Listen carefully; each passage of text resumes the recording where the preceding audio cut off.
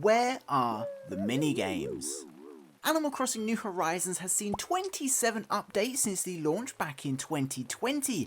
In this time, we've had several holiday events return to the franchise, such as Halloween, Turkey Day and Toy Day, amongst many others. We've seen new characters return too, including the likes of Red, Leaf and more recently Cap'n and Brewster. We've seen thousands of new items, crossover villagers, seasonal events and an entire new shopping district added to the game. And let's not forget about Happy Home Paradise.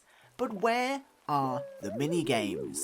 In one way or another, minigames have always played a fairly significant role in the Animal Crossing franchise, whether that's for replayability, so we keep revisiting our towns and not abandon our poor villagers, or to connect socially with friends and other players around the world by visiting other towns and islands and playing together. And although Animal Crossing New Horizons has hundreds of activities to do every day, limitless design possibilities and more or less endless gameplay, it still lacks a certain charm of minigames, and really, something that's kind of always been there until New Horizons. Now, the idea of minigames can be divided into two areas: local or offline minigames that players can play by themselves within Animal Crossing, or online multiplayer that allows you to play minigames with other players. Both have existed for some time, and I'm not just talking about fetching a ball or playing hide and seek with a villager. As far back as the original Animal Crossing, classic NES games could be found or earned, and when placed inside our homes, actually played. And although considered minigames within Animal Crossing, these were fully operational NES games emulated within the game itself. They were games within a game. You could play Mario, Donkey Kong and even The Legend of Zelda, just to name a few.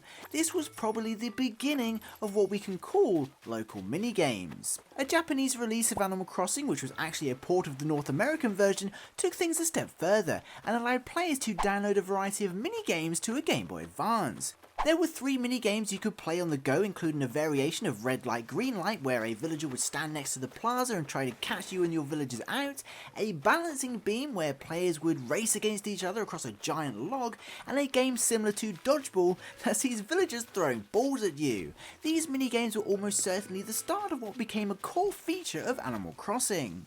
Fast forwarding, by the time Animal Crossing New Leaf was released, local and online minigames had become a significant part of the game. Cap'n's main role was to take you to Tortimer's Island, where you could take part in 64 different minigames across various game themes and difficulties. Some of these games include balloon hunting, gardening, fossil finding, item matching, scavenger hunts, and everyone's favourite, Hammer Time.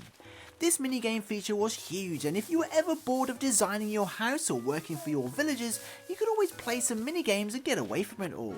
A few years later, when Animal Crossing Welcome Amiibo released and ultimately updated New Leaf, even more minigames were added, including Animal Crossing Puzzle League and Desert Island Escape. Again, these were full games in their own right and ported into New Leaf. Puzzle League is a Tetris-style puzzle game that sees you playing against villagers. It includes an entire story mode, amiibo functionality, various levels, and the only way to unlock some exclusive items in New Leaf. Furthermore, Desert Island Escape, which saw the first ever instance of crafting in Animal Crossing, was a minigame that you worked alongside villagers to gather materials, fight off bugs, and escape an island. Again, despite being a local minigame, this was an entire game featuring 18 special powers, amiibo functionality, and one incredible cutscene to say the least.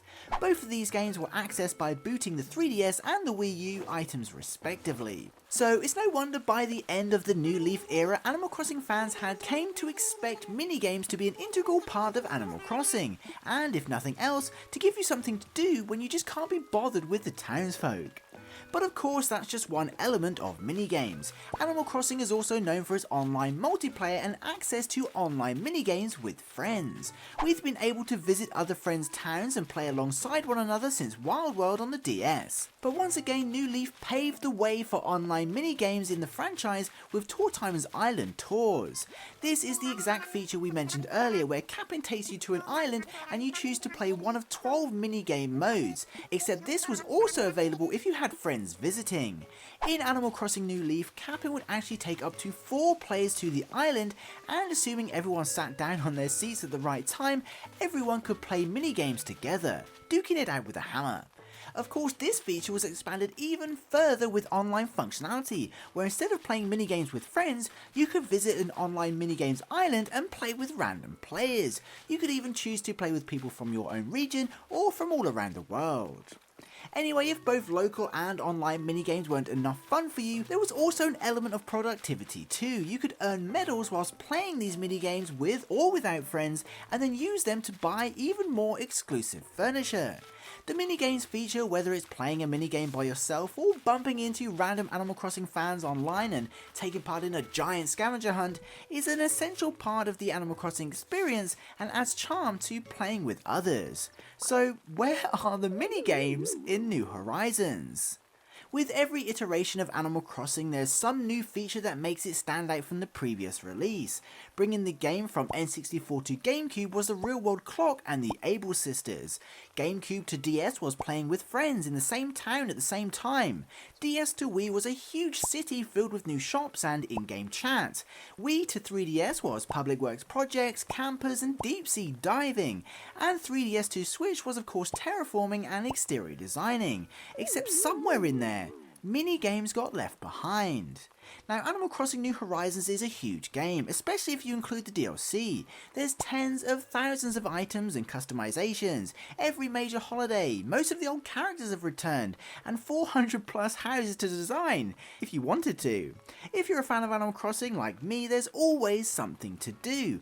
But it still seems strange that a game with the capability of online multiplayer and having 8 friends on one island at the same time, there's not more to do when you're with them. There is huge potential to expand Animal Crossing New Horizons to include minigames, and honestly I'm surprised they haven't. The mechanics are all there. We have Cap'n and Dodo Airlines who can both take you to other islands. We can visit random dream addresses anywhere in the world, and we can invite up to 7 other friends over and have coffee with them at the Roost. So you know what I'm going to say, right? Where are the minigames? Thankfully, I do truly believe that we will see some eventually. There's evidence to support this. In New Leaf, 4 friends can sit down to travel together to a minigames island. New Horizons can invite 8 friends, and Dodo Airlines has 8 seats. That can't be a coincidence. We also have Nintendo Switches that could boot minigames just like the 3DS and the Wii U items. Why do they exist? And finally, Animal Crossing New Horizons is the second best selling Nintendo Switch game of all time. Nintendo are probably changing their future plans for New Horizons as we speak. So, have mini-games been left out intentionally? Were they planned but scrapped? Could Nintendo decide to monetize the game again and release more DLC? Only time will tell, but why mini-games never made it to the game in the first place is a mystery. But what do you think about mini-games? Do you want to see them added to the game? Would you visit random islands? Be sure to let us know your thoughts in the comments below. Of course, if you made it to the end of the video, be sure to comment mini-games. Just let me know you did, that would be super awesome. And as always, thank you so much to all the patrons and channel members for supporting this content. And until next time, have an amazing day, stay safe, and I'll see you in the next one.